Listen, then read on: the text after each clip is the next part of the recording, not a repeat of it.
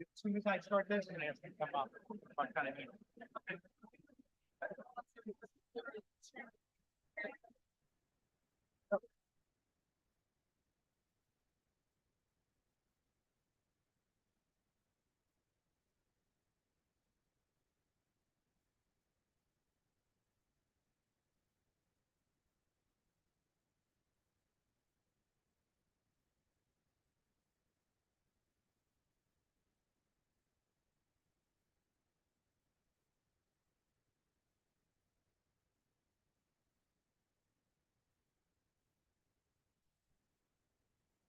Can I ask everyone to please take a seat? We're going to start the program momentarily. Please find a seat. Thank you.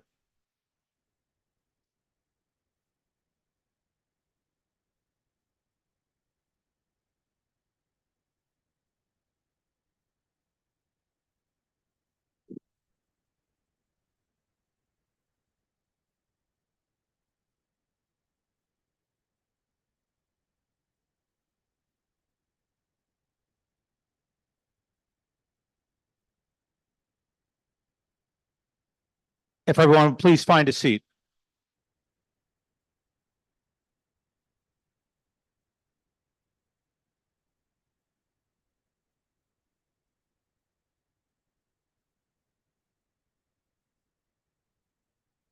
Good evening. I'm John Miko, the Executive Director of the Union League Legacy Foundation. It's my great privilege to welcome you tonight to tonight's public affairs program. Tonight is the last of several fantastic speaker programs we've had. We'll take a little break for Lincoln Day next week, but just wonderful programs on important topics like tonight's. But we are going to take a break next week because, of course, the 12th is Lincoln Day, and we will celebrate our patron saint, our 16th president, Abraham Lincoln, next Monday. We will also, on next Monday, be announcing an exciting and important new civics initiative, a national initiative in civics education. So we look forward to announcing that to you. And with all that we do at the Legacy Foundation, we look forward to your support for this initiative that is so vital to the future of our country. And all that we do is made possible from your support. So we appreciate it. And please continue to support the work of the Legacy Foundation. Few housekeeping items, if I may, before we introduce the program. One is please silence your cell phones. Take a moment. I will pause for a moment while you do that.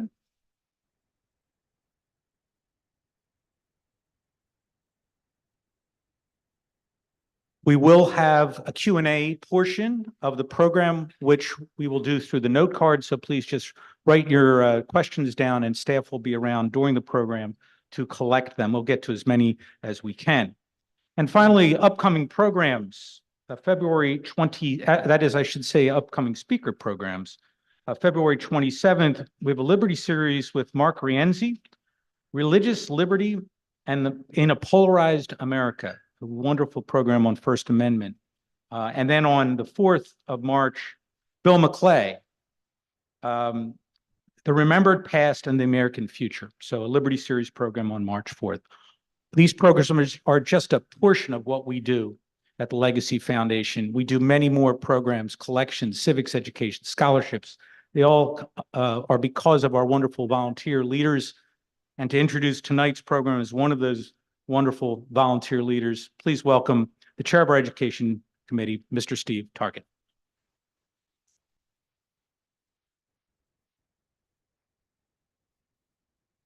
Thank you, John. Good evening, everybody. Nope. Under? No. I don't know if I have a voice that loud. Here we go. Good evening, everybody, and thank you, John. Welcome to tonight's public affairs program on the global impact of the Israel-Hamas war. Tonight, we're going to host a panel discussion with two of the world's experts on Israel and the Middle East, structured to offer complementary but differing perspectives to help all of us better understand the current conflict, which began on October 7, 2023.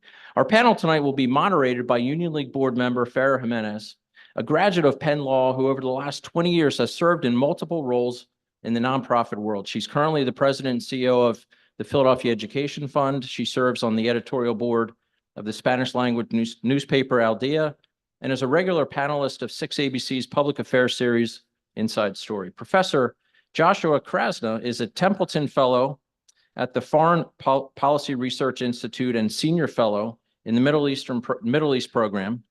He completed a 30-year career in the State of Israel, including diplomatic postings in Jordan, Canada. He teaches at New York University and the University of Tel Aviv and lives in Israel.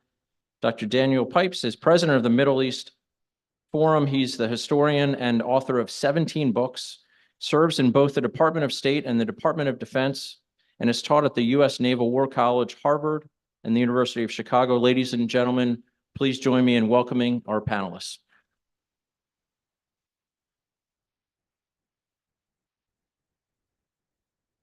Well, thank you, Steve, for those introductions. And thank you, Daniel and Joseph, for joining us today for this panel discussion. I'm sorry, I just called you Joseph, didn't I? Joshua, my apologies, for joining us for today's discussion. And thank you to the Legacy Foundation for the honor of moderating today's panel. We have just 1 hour together, and my goal is for this already very informed Union League audience to walk away from today's discussion feeling like they have a greater understanding of the global impact of the Israel-Hamas conflict. I also have some of my own questions, and I know you also have some questions. There's an opportunity for all of you to note those in the cue cards and the index cards that are at your seats. They'll be collected, and then we'll have some time for audience Q&A later.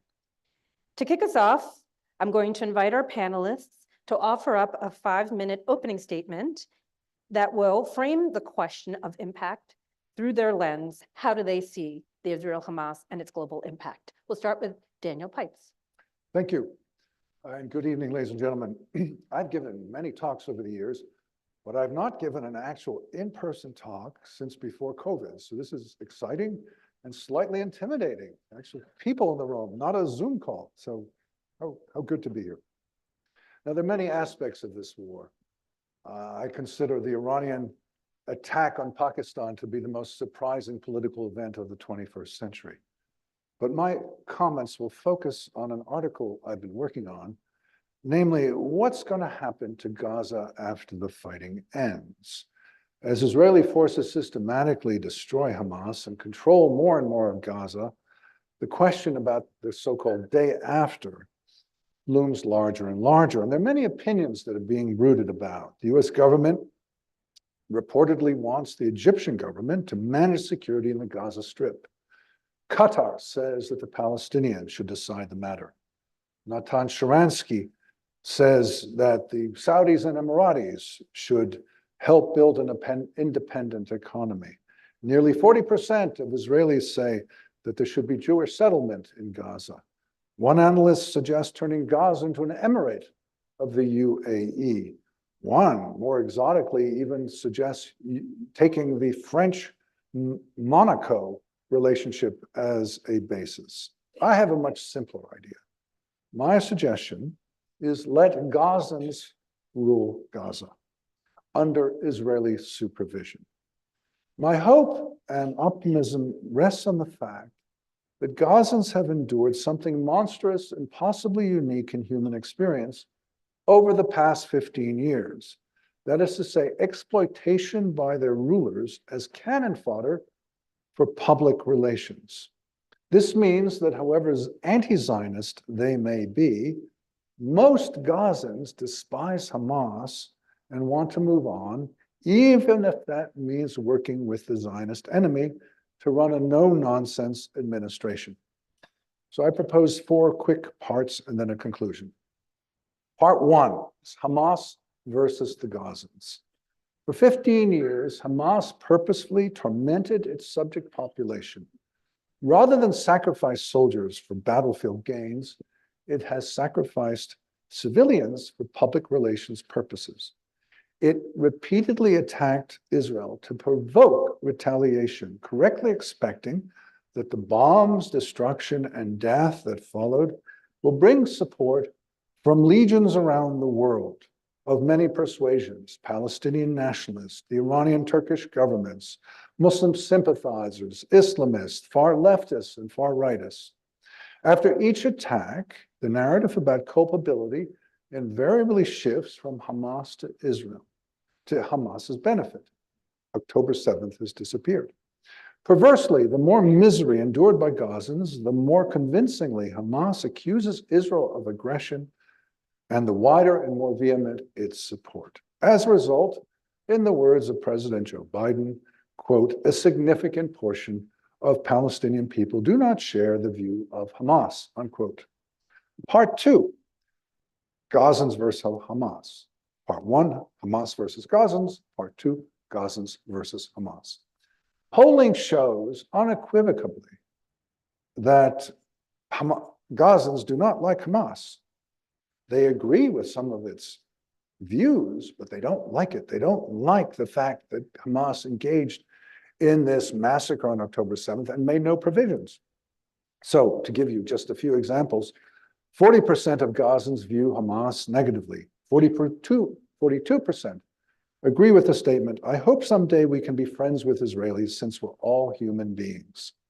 44% agree with the statement, we should recognize that we will never defeat Israel and that fighting just makes things worse. 50% agree that Hamas should stop calling for the destruction of Israel and instead accept a permanent two-state solution.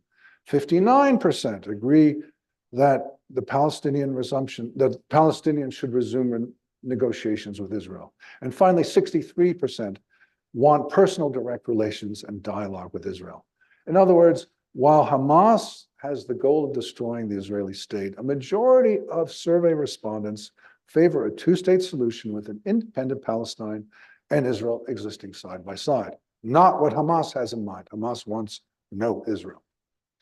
In addition to polling, one finds many demonstrations that have taken place over the past 4 months as Hamas has lost power, vehement demonstrations with hundreds or even thousands of people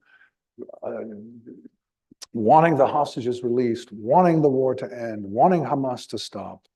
Interviews have been very interesting, especially interviews on Al Jazeera and other Arab networks, where they go up to the man in the street or the woman in the street in Gaza and say, what do you think? And they expect a condemnation of Israel. And in fact, they get a condemnation of Hamas. So here's an elderly wounded man who says that Hamas members come and hide among the people. Why are they hiding among the people? They can go to hell and hide there. And the journalist cuts him off because he doesn't want any more. And so on and so forth. Lots and lots of such quotes. Part 3 is the hints of an Israeli plan. Now, the Israelis officially have not said what they plan to do after the fighting ends. But in fact, if you listen closely, they have indicated they want something along the lines of what I'm suggesting. Here is Prime Minister Netanyahu. Israel, for an indefinite period, will have the overall security responsibility. And then what we have to see in Gaza is demilitarized, de-radicalized, and rebuilt territory. All of that can be achieved. We don't seek to occupy Gaza. We don't seek to govern Gaza. He further specified that Gaza will be demilitarized. The IDF, the Israel Defense Forces, will continue to maintain security control in the Gaza Strip to prevent terrorism. In other words, he's hinting that the Israelis will not actually be running the show.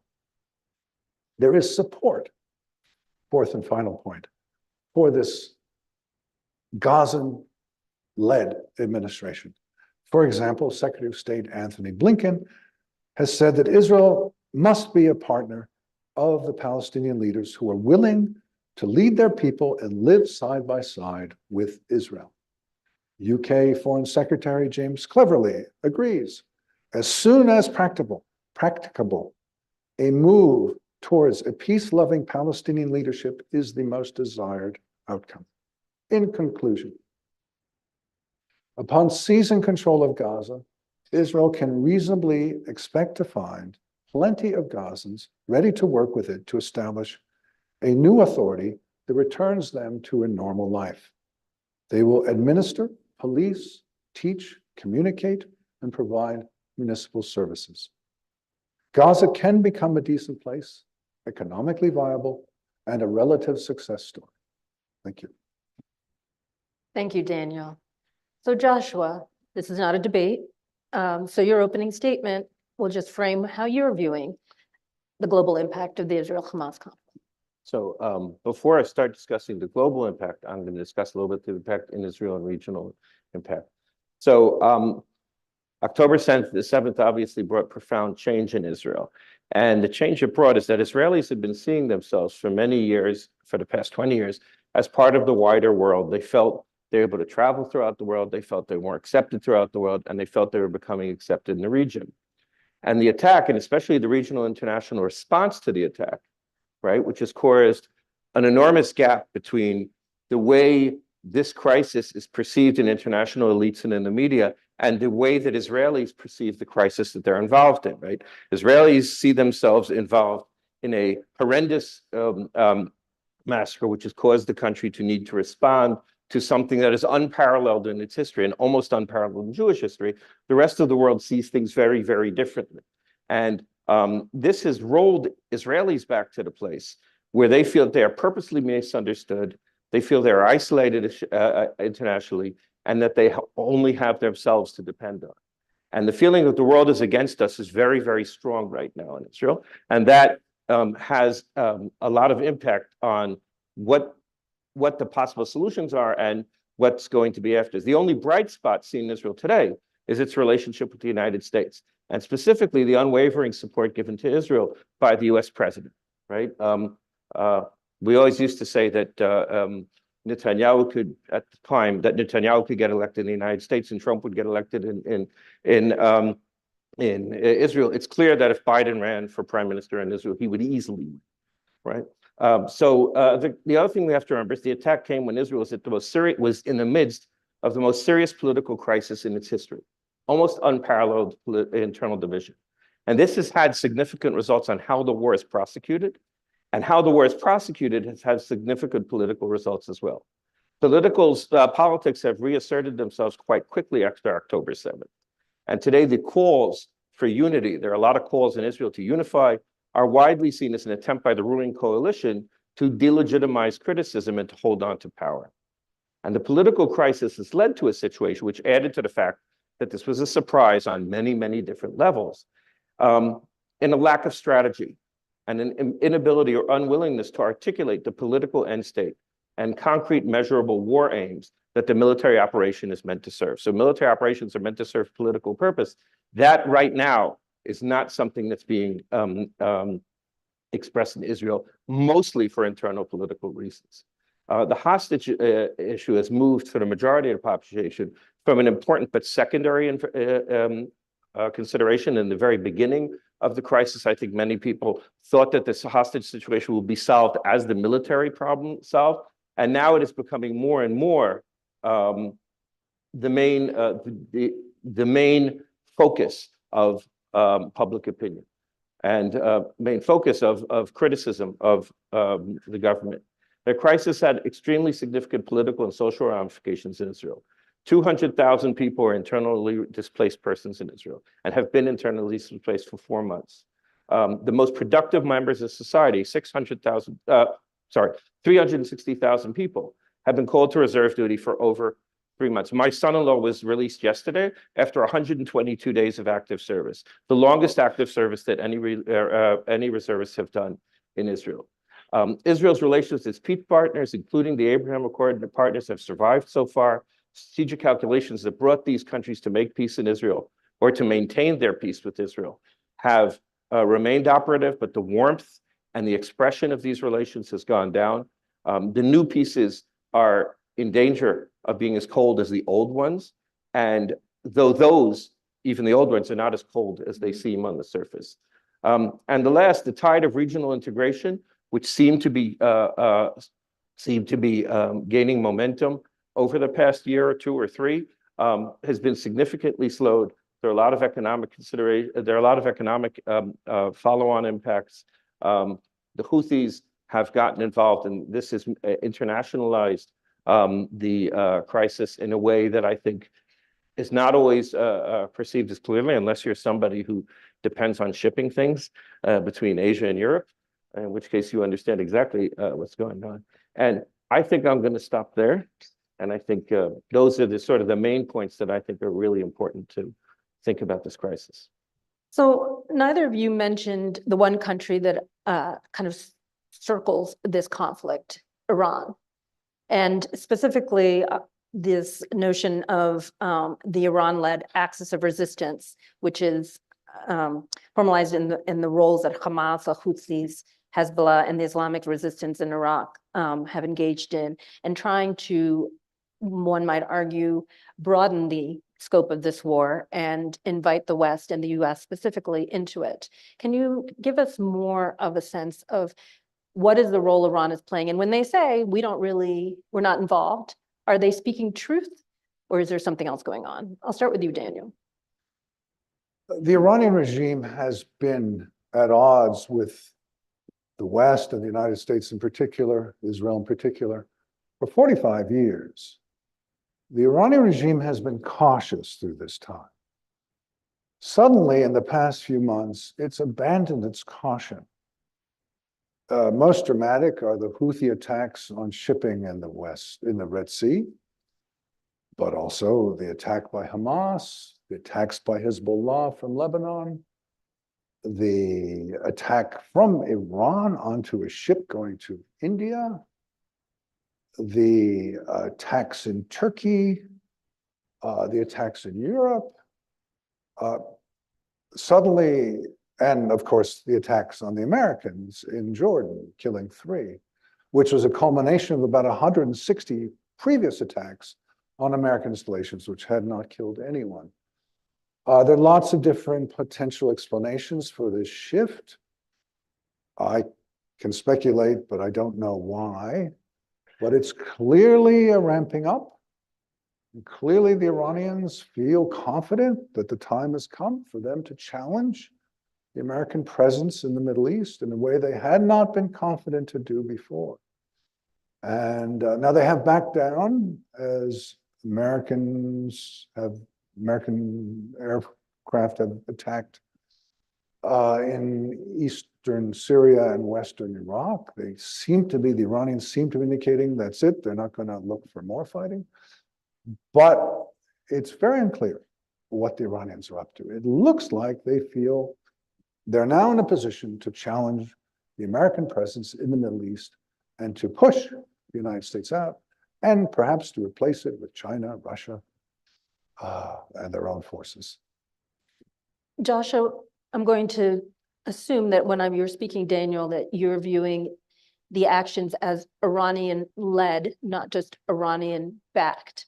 Would you agree, Joshua, that these activities are Iranian-backed or led? So, can you all hear? Okay. So, I think that that this crisis was not intended by Iran. I think that Hamas has a very, very close relation with Iran, but Hamas is not an Iranian puppet or even a proxy in the way some of these other organizations are. And I think that from the very beginning of the crisis, and I think it's developed as Daniel was pointing out over the crisis, I think in the very beginning of the crisis, Iran was very careful. Iran was very careful because the Hamas endeavor had succeeded beyond the widest streams of everyone. Israel was reacted as a wounded bear, right? And the Iranians were very worried about being pulled into something that they weren't ready for. And for instance, we see that Hezbollah, which is the closest, no, probably the Iraqis are close, but which is almost the closest, and one that most closely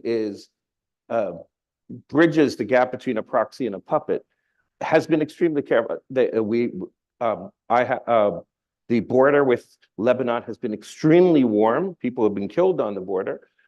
However, Hezbollah seems to be concentrating mostly on areas like the Shaba Farms, which it in the past has said that resistance there is legitimate because the border had not been civilized, and has been very careful not to carry out mass attacks in a way that would bring the IDF to attack them, because of course the IDF was surprised by the Hamas attack and therefore had to build a military strategy on the fly.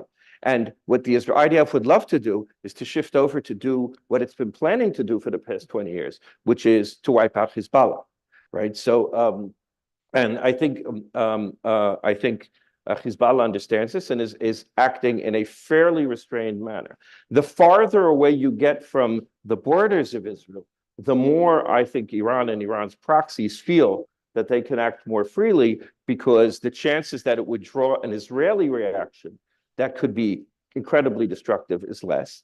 And on the other hand, I think that they are correctly assessing the willingness or the amount of effort that the United States and the United States allies are willing to put to fighting the Houthis, right? So the Houthis are posing an enormous threat to world trade. The response does not seem to be commensurate to the threat that they're posing. The Houthis as well, by the way, are not an Iranian puppet and never have been. They are a proxy, but a proxy is not the same as a puppet. And I think that the Houthis, which have been armed by the Iranians, have assisted the Iranians, at the beginning certainly were pursuing a policy that they may not have cleared with Tehran. In the very beginning, they fired missiles at Israel. That sort of has disappeared. Missiles and drones at Israel, that has disappeared. But now, in the beginning, they were attacking Israeli-identified ships in the Red Sea. Now they don't even bother with that anymore, right? They're just attacking ships. And, you know, afterwards, trying an Israeli connection. And now that the Americans, the British are involved, so now they can attack American and British ships because we're in that as well. In Iraq, I think, is the place where the Iranians are probably the most involved. The groups who are functioning in Iraq against the Americans directly, which is one of the few places where they're acting against the Americans directly, are, as I think, as Daniel pointed out, they're trying to challenge the Americans, but they don't want to challenge them to the extent that the United States. They don't want to challenge them to the extent that the United States will feel the need to respond in a massive way to terror. And I think that the United States is not. No, it's if I lean this way, apparently it works better. I think that they're not interested in a massive response by the United States against Iran. I think it's one of the reasons why, by the way, apart from, as Daniel pointed out, there was an attack on an Indian ship, and there was also the seizure of a tanker that had been seized from the Iranians, was now serving an American-owned company. But they're being very, very careful to not be implicated directly in the attacks on Israel or on the United States, because they don't want their homeland to be. So they're willing to sacrifice their proxies, and they're willing to use this crisis in a way to make the Americans look indecisive and weak. They don't want to get directly involved with the Israelis, because the Israelis right now are, in their view, unreasonable, right? And I think that's where we are right now. Certainly the Iranians are not the drivers. They are happy passengers. So when we speak about Iran, we also need to speak about China. So there's an interesting relationship between the two, in that China in March took advantage of their ascension, I guess, and leadership in the global stage, and brokered a detente between Iran and Saudi Arabia. At the same time, obviously, as part of the extension of the Abraham Accords, the US was looking to bring in Saudi Arabia as part of that. Daniel, if you could comment on what you see as what is China trying to actually do here in terms of its involvement in this conflict? In contrast to the Russians, who are losing population, power, and influence over the long term, the Chinese are building it carefully, slowly. They make their mistakes, to be sure, but they get to know the people, they get to know the languages, they get to find allies, and bit by bit, they seek to expand their influence. And nowhere more importantly than in the Middle East, the source of so much of their energy.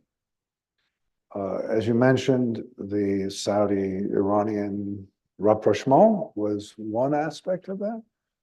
The $400 billion deal they signed with the Iranians, which seems a bit abstract, but nonetheless impressive.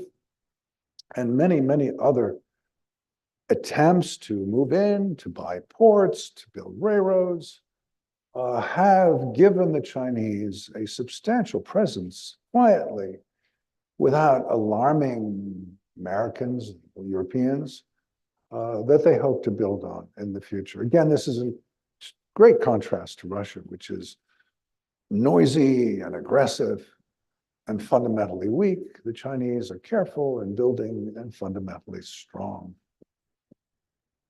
And the Chinese, though, on October 8th, did not condemn Hamas. You want to elaborate on that, Joshua? I'm not an expert.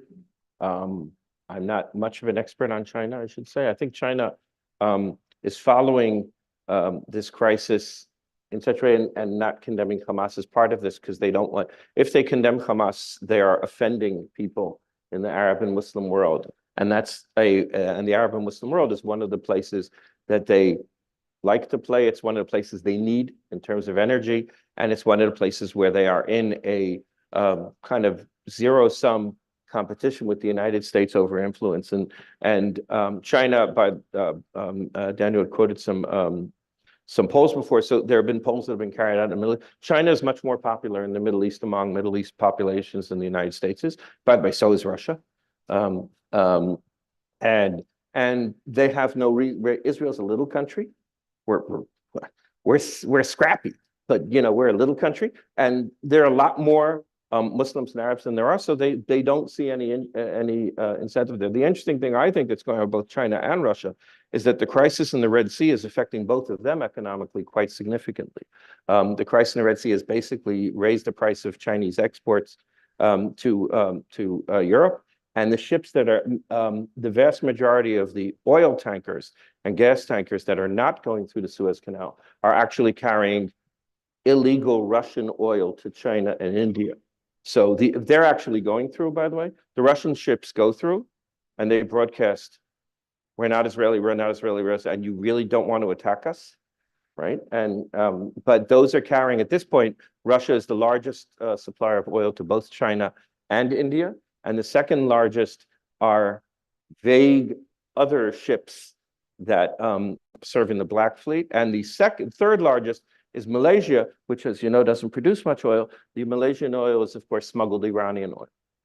So the two largest suppliers today to both China and India are Russia and Iran. So, and all of that in the end is going through, the Russian oil has to go through the Suez Canal. So that's been quite significant. So you're sitting with someone who works in education. So we're going to spend a few moments grading the performance of some actors during this conflict. I'm going to ask you to offer up your grade using the American standard A through F based on their performance. And then I'm going to ask you a follow-up question. So literally, I'm just asking you for a grade right now. President Biden, Daniel. B. Joshua. A. Congress. A. Joshua. A. I'm going to change it up. United Nations, Joshua. F. Daniel. College campuses. F. Do you feel capable of answering that? No, you don't. You want to opine? Always free to opine. It's always good to opine on other countries' problems.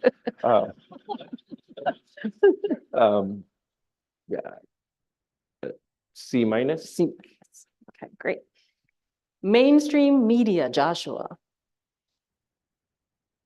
Mainstream media.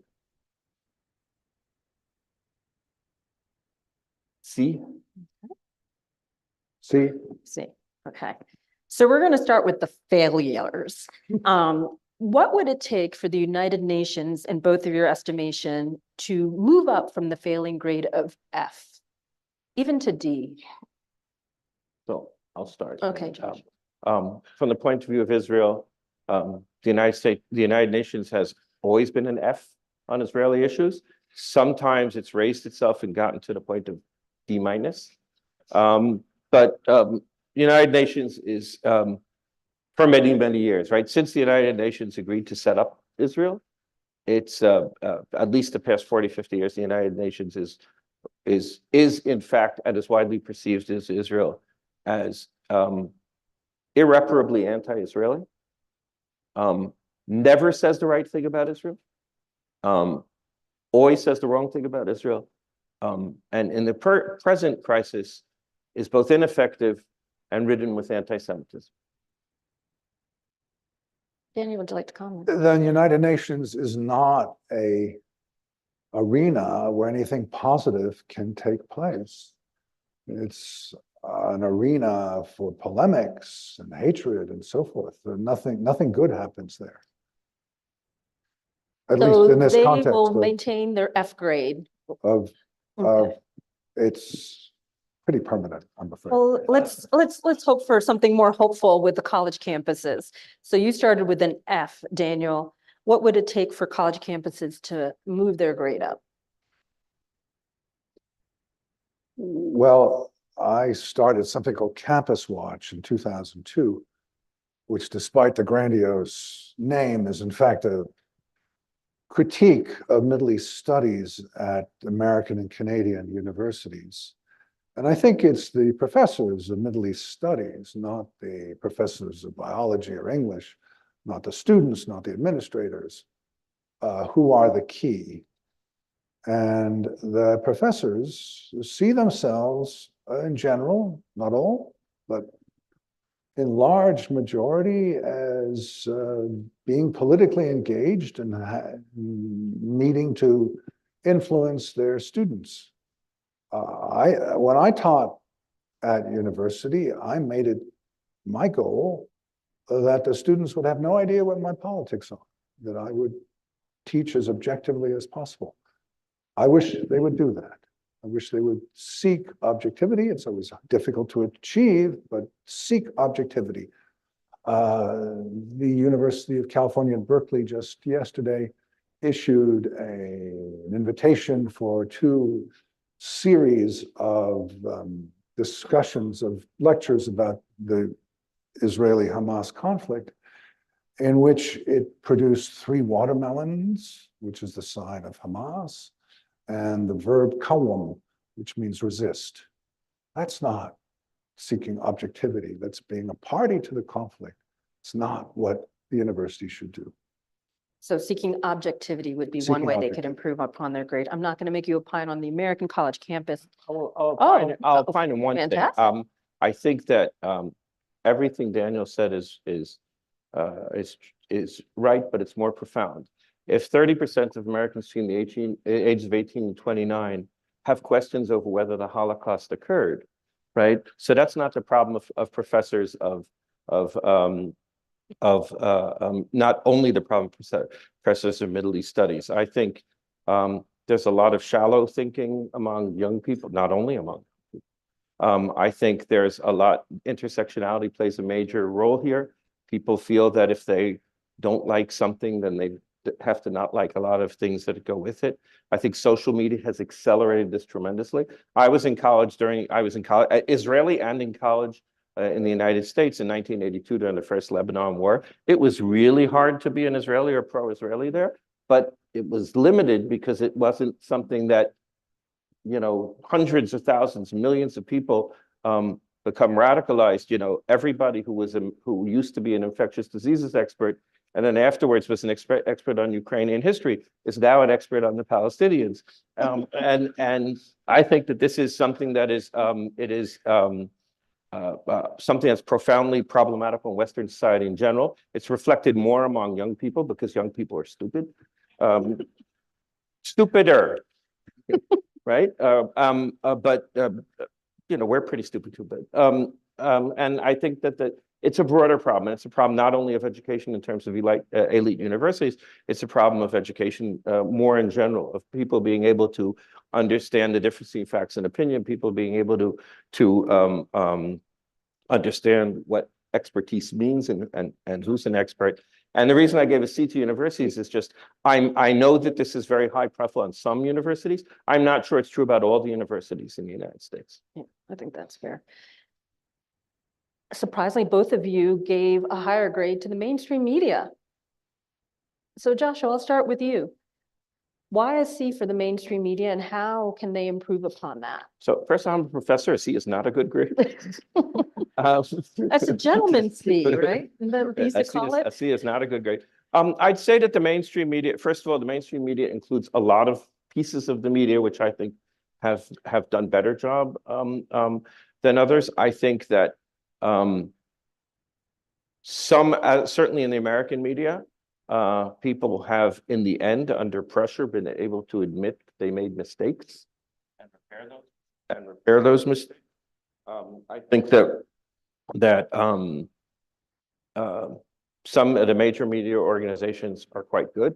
And as I said, I think that certainly in the United States, there has been a willingness to occasionally address egregious mistakes they made, as opposed to, for instance, the media in Great Britain, which is, apart from those who aren't, irrevocably anti-Zionist and anti-Israel. Here, I think it's more complicated. Here, I think it has more to do, as I said, with the problems of bias and lack of fact checking and lack of expertise and taking what other people said. Thank you. The Daniel, what do strong you- suit of mainstream media has been the reporting, which has been far more factual than in past Arab-Israeli conflicts. It's been good. The defect, and the reason why I pull it down to a C, is the over-concentration on this. We all know about 10/7, October 7th. How many of you are aware of 10/27? 10/27 was the day that the Burmese or Myanmar resistance began its big push against the horrible military dictatorship. Got no attention whatsoever. Major event. Ukraine, gone. There's just too much focus on the minutia, on looking at individuals and personal cases and so forth. That distorts it, I think. So factual accuracy, but distortion by having too much focus on this conflict as opposed to other conflicts or other issues around the world. I look at the New York Times, and every day, practically without exception, this is the lead story for 4 months. Makes no sense. So you both gave positive grades to Congress. Can you elaborate on why so bullish on how Congress is responding? The Senate voted 100-0 in favor of Israel. The House voted 412-10 in favor. For some reason, everybody pays attention to the dissidents, to the Ilhan Omar's and Rashida Tlaib's. But in fact, Congress has been very strong in understanding this. And perhaps the most remarkable story is that of our own John Fetterman.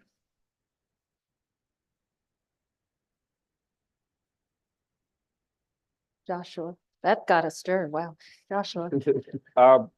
I think Congress has always been the bastion of support for Israel in the American political system. No, it's always been the second. The American people are the bastion of support for Israel in the American system, and that is expressed by its representatives in Congress.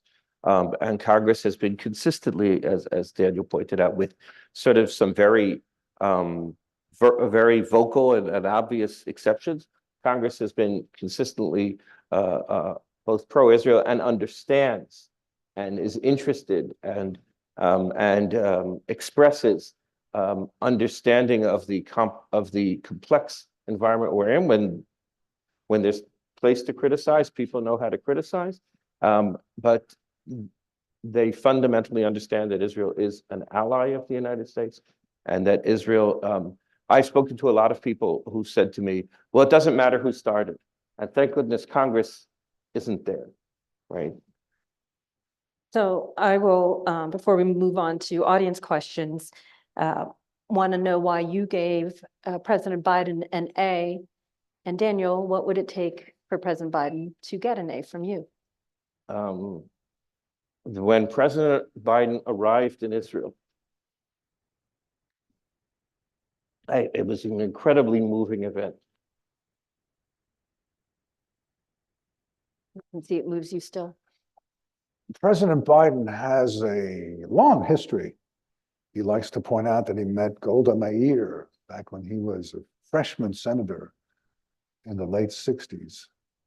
But he has come under severe pressure from the left wing of his own party to move to the center and be neutral between the two parties and between Hamas and Israel. And he has moved. So that's why it gets a B. So one of the questions that was posed by the audience is, and I think you started to get there with the UN comments, is that Israel seems to be held to a different standard than the rest of the world. Do you think this is due to global anti-Semitism or something else?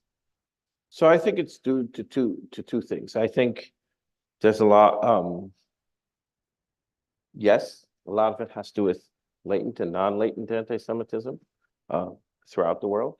But I think also it has to do with, as I was mentioning before, the problems of complexity of thinking and simplicity of thinking. So Israel had a lot of support when it was perceived as David against Goliath. And thank God we're not there anymore. And thank God we're a strong, robust, powerful country, regional power. And I think a lot of people in the world, especially younger people or people who aren't don't follow it very carefully, tend to sympathize with the underdog, but very common in America, but not only in America. And the Palestinians are the underdog, right? Hamas isn't the underdog.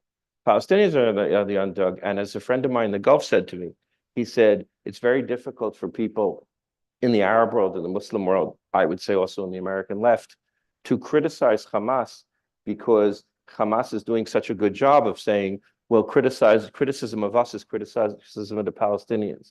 And people don't want to criticize the Palestinians, so they are silent on Hamas as well. Other people are silent on Hamas because they think Hamas did a great thing. So your response opens up a question for me, or at least an observation. I thought it was really interesting that we named this panel the Israel-Hamas conflict. And then, of course, what do we all do? We go to Wikipedia or Google. And what I thought was really interesting is Wikipedia decided to land in the same spot. They called it the Israel-Hamas conflict versus the Israel-Gaza conflict, Israel-Palestinian conflict. Why do you think that's where kind of an opinion leader, I guess, or a voice that would define how we view the world decided to land Israel-Hamas versus Israel-Gaza? The New York Times calls it Israel-Hamas. The Washington Post calls it Israel-Gaza. I think the New York Times has it right here. It's not between Gaza, a state in Gaza. It's between this organization called Hamas and Israel. Isn't it self-evident? And as I suggested in my opening remarks, it is an opening for Gazans to control their own lives. And in particular, Gaza is made up of clans, tribes. And the hope is, by those who know the situation well, that these fairly apolitical traditional leaders can become the new interface between the Israeli authorities up there and the population. So in other words, you'll have a pretty tough state. I don't mean to make it too rosy. The Middle East, with the exception of Israel, is made up of dictatorships, police states. Egypt is a police state. Jordan is a police state. I see Gaza being more or less a police state, but one where if you keep your nose clean, you can have a normal life. That's a good starting point after the extraordinary and excruciating experience of the past 15 years, where Hamas has deliberately targeted its own population and wanted them to be harmed, hungry, their houses destroyed and murdered and, well, killed. Yeah, the Gazan population, by and large, hates Hamas. This is an opportunity to get rid of it. So that that lands on one of the questions from the audience, which was, for the past 15 years, Gaza has been governed by Hamas and the Palestinians, and seemingly they don't seem to produce much more than weapons and tunnels paid for by billions of dollars, arguably from US aid. Why should they be trusted with resources to support their population? How do we navigate that reality? So first of all, governed is a strong word for what they've been doing the past 15 years there. And I don't think Hamas should be trusted. I think that while I had criticism of how the war aims are or aren't being articulated, one of the clear war aims is that when the war is over, Hamas will no longer rule Gaza. As Daniel said, who will rule Gaza is a very complex question, which the current government in Israel does not want to address openly for political reasons.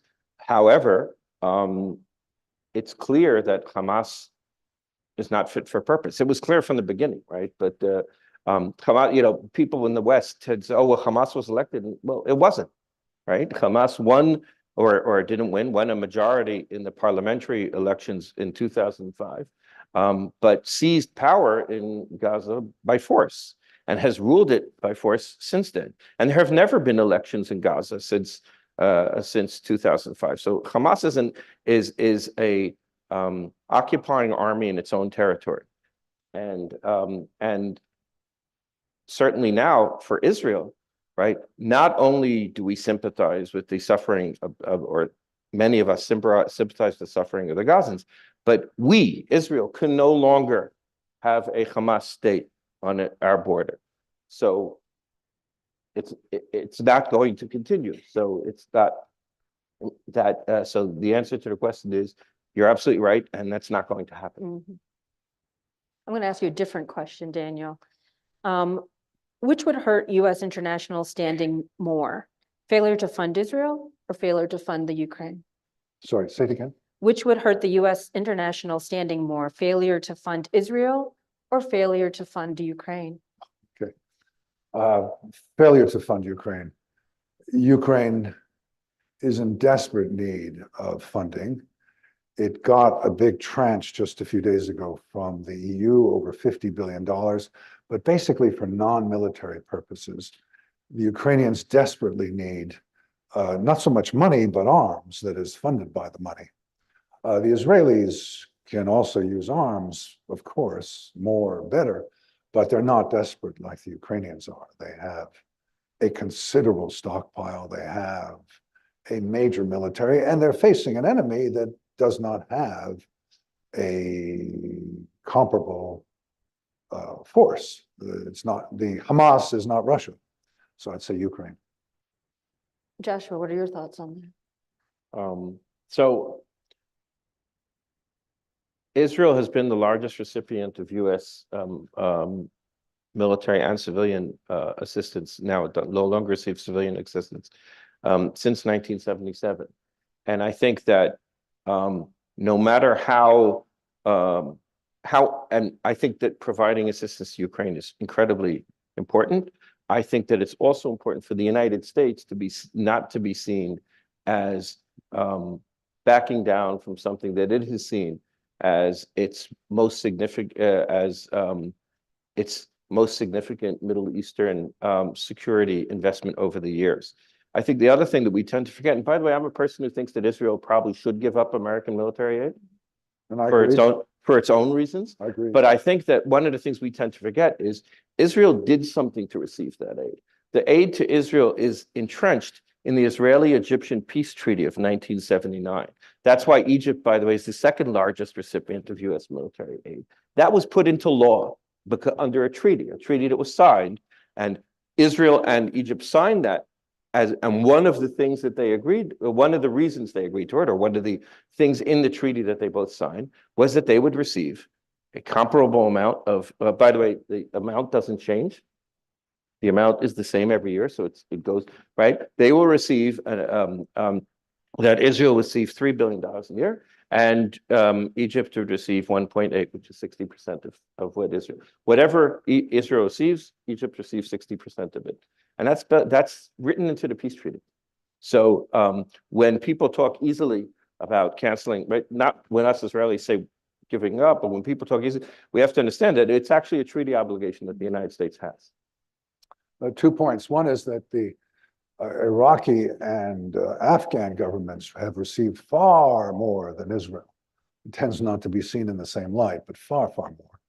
And the second point is that Israel has a GDP now of well over $500 billion. So the billion or two that it gets from the United States is pennies virtually. It's small beer. And I agree that it's time to end that. So I was in Israel in June, and one of the things that was striking about being in Israel during the protests against the Netanyahu government was to see the Israelis carrying flags, singing the anthem, united and diligent in protesting their government, but still serving as patriots, clearly expressing their patriotism for Israel. With this recent conflict, how has the recent conflict made Netanyahu's government stronger within Israel, or has it made it stronger within Israel? So it hasn't made it stronger within Israel. What we have had in Israel was people are very worried about whether reservists would be willing to come in and defend. This was a big argument that was being had in Israel. Our reserve call-up rate on October 7th was 120%, right? 20% more people showed up than were called up. And people were begging, right? I have relatives who were no longer doing reserve duty and were begging to find a unit that would take them. I was saying, it's too bad I don't have a truck driver's license, because they were looking for truck drivers. They weren't looking for Middle East analysts, right? So, you know, if I knew the one end of a wrench from another, I could have actually done something. So that's one thing, you know. So when it comes to, it was the nature of the October 7th event was, there is no debate in Israeli society over whether this needed to be responded to. And there is no debate in Israeli society that it needed to be responded with overwhelming force. There is debate today, perhaps, on how it needs to continue to be prosecuting. There is certainly debate in Israel in terms of the human suffering on the other side, but not to the extent that it's going to cause us to stop before we need to stop, we need to stop. One of the major organizations, this is really interesting, that we had two very well-organized organizations that were leading the demonstrations. And both of those organizations on October 7th shifted over. One of them was very involved in saving people at the Nova, so they were connecting police units who were looking for people, the people in the field. And when the government totally and abysmally failed in the first 6 or 7 weeks to provide for the people who were being evacuated, these two organizations, which were the same organization, became the clearinghouses for tremendous amount of aid. It was coming from friends in the United States and from people in Israel to go to these people who were waiting for assistance from their government and hadn't received it yet. And to this day, right, our reserve units are missing a lot of equipment, and the government doesn't have all the money to buy them what they need. And they have organized crowdfunding to provide needed equipment for reserve units. So in that way, it's very, very positive. In all the polls in Israel that have been carried out over the past 3 months, between 70 and 80% of the people want elections soon, right? Our next election is set for October 2026. They're not going to take place there. And the vast majority of the people in Israel, and again, we're talking about 70 to 80%, want this government to go away. Now, they might want another. Some of them are people who support the right, and they might want a different government on the right. Some of them are people who support center left. Not really any left in Israel, but the center and the center right, right? And they might think that that group needs to come in. But the government is widely seen as both having failed in government and the security establishment, failed in predicting this effect, and failed in dealing with it effectively and dealing with the domestic crisis that was formed effectively at the same time that we were having tremendous economic costs caused by the war. The government approved 600 million shekel for ultra-Orthodox yeshiva students in order to preserve its coalition. And this was widely condemned on the right and on the left in Israel. So the government is seen as a lame duck government. People don't want this government. And the problem in Israel, of course, like in all democratic countries, is you don't just decide that you don't want the government. There are political structures that you have to, 5 people in the Knesset majority have to raise their hands and call for elections in which they will not be reelected, right? It's a kind of political courage that they haven't shown yet, but this government will not survive. right? And it's clear that it will not survive. The question is how long it will take. And as I said, part of the problem is that that this is causing problems in how the war is being carried out, because certain things can't be done, certain things can't be articulated because they would bring the coalition to fall. So appropriately, you just said that the Israelis don't want their current government. And in the US, I think most Americans would say they don't want the matchup we're about to encounter in November between Biden and Trump. So the final question from the audience is, what impact, if any, will the US election have on the war path and conclusion? Daniel. If I could just say a word about Netanyahu first. He's been prime minister for most of the time since he was first elected in 1996. And he was Mr. Security. So what happened on October 7th is not just devastating to his current political status, but to his legacy. He has been undermined by this. He stayed on too long. He should have gone, and he's paying the price for that. As for the forthcoming American election, assuming it's Biden and Trump, well, well, we have a pretty good idea about Joe Biden. As I said before, he has his instincts, which go in one direction. He has his political pressures, which go in the other direction. So he's trying to find a compromise, which is basically not coherent. If you look at Secretary Blinken's efforts in the Middle East, they really don't make much sense. For example, wanting Mahmoud Abbas and the Palestinian Authority to take over in Gaza. Nobody thinks this is serious. But we know basically the situation. With Donald Trump, we don't know.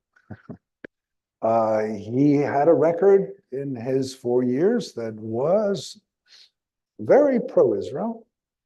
But he's Donald Trump. So he is furious and remains furious at Netanyahu for sending a letter of congratulations to Joe Biden on becoming president. What was Netanyahu supposed to do? Say, I don't recognize Biden as president and Trump is still the president? I don't know what he would do. I don't think anybody knows what he would do were he reelected. Well, thank you so much. Ladies and gentlemen, will you join me in thanking our panel? Daniel Pipes, Middle East Forum, and Joshua Krasna from the Foreign Policy Research Institute. Daniel, Joshua, Farah, thank you so much. Ladies and gentlemen, again, thank our panelists for being with us this night. Thank you. We look forward to seeing you back for Lincoln Day, I hope. And then for our program on the First Amendment, religious liberty. Thank you very much. Have a wonderful evening. Good night.